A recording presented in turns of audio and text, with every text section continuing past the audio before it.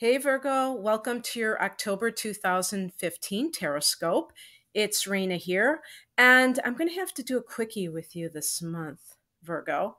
A little afternoon delight, maybe, because I am behind the eight ball. It's the second. I have Moon in Virgo, and it's just beyond the pale that I haven't gotten out my monthlies on the first. So that is something that I just have to deal with. But in any case, in October, I think there's going to be a lot of good juju of making moolah because you're going to have the sun in your earned income sector until the 23rd of the month.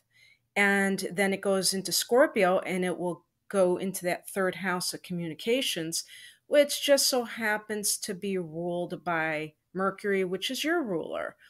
It's in the sign of Gemini, but it's the same planet as a ruler. So, because we've had a Mercury retrograde in the sign of Libra, this means that when Mercury goes direct on the 9th of the month, that will speed things up in terms of any kind of communications that were being delivered to you or that you were delivering to other people.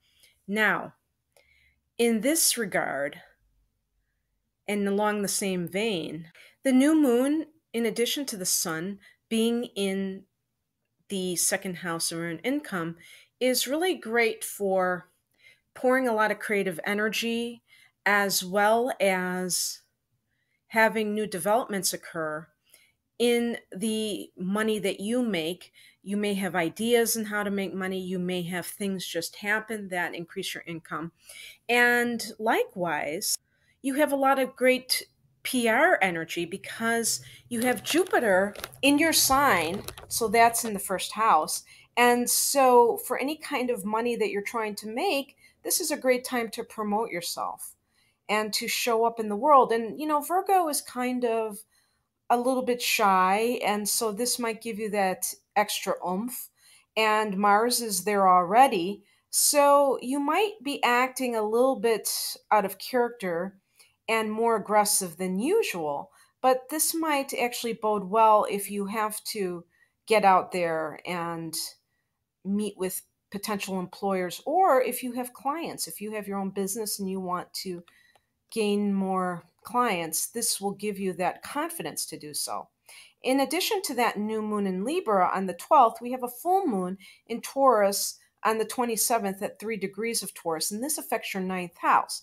So, with the third house cooking at the end of the month, this is a great time to start the All American novel, or if you're, watching me from England or Australia or India or any other place, the all Indian novel, whatever.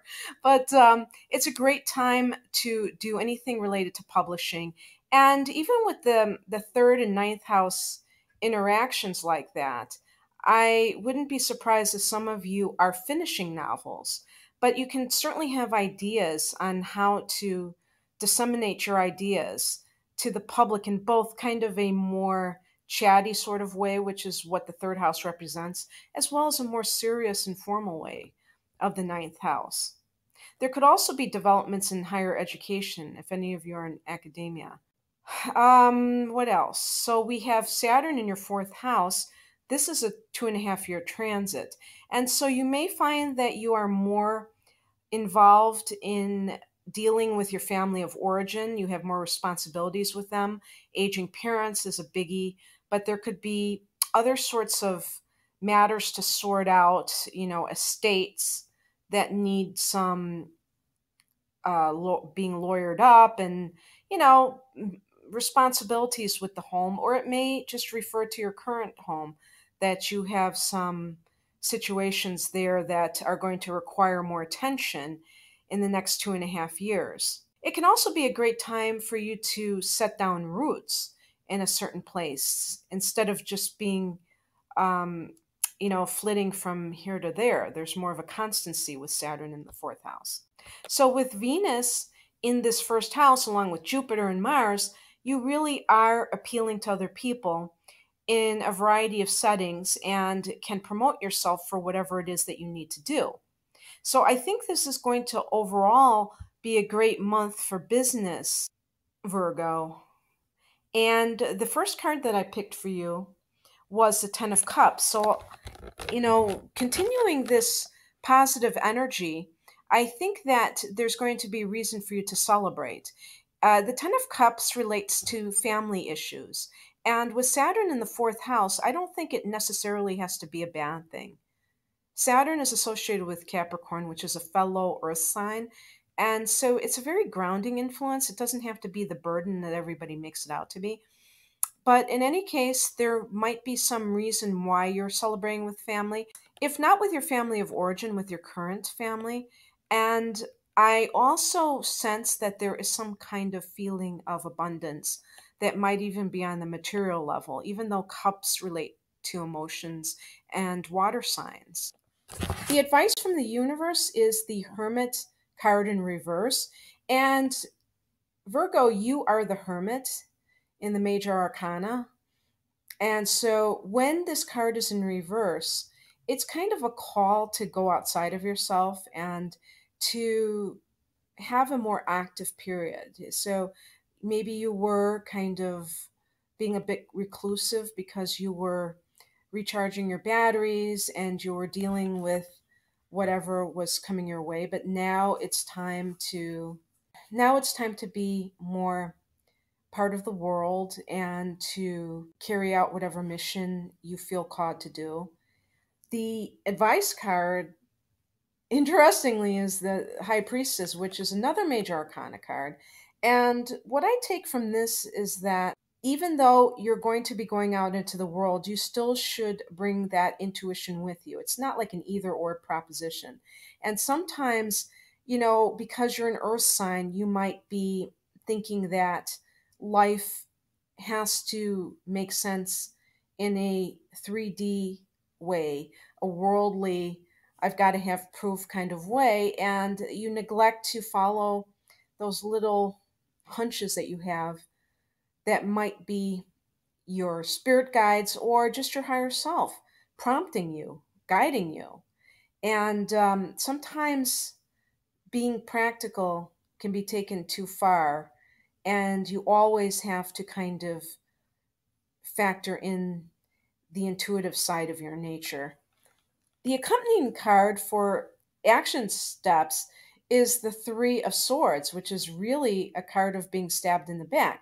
But what I take from this in this position is that whatever has happened to you that may have been a disappointment, and maybe not just a mild disappointment, but a downright feeling of betrayal in your life, see if there's any of these situations that you are still holding on to in terms of your energetic grid, or I don't know another way of putting it.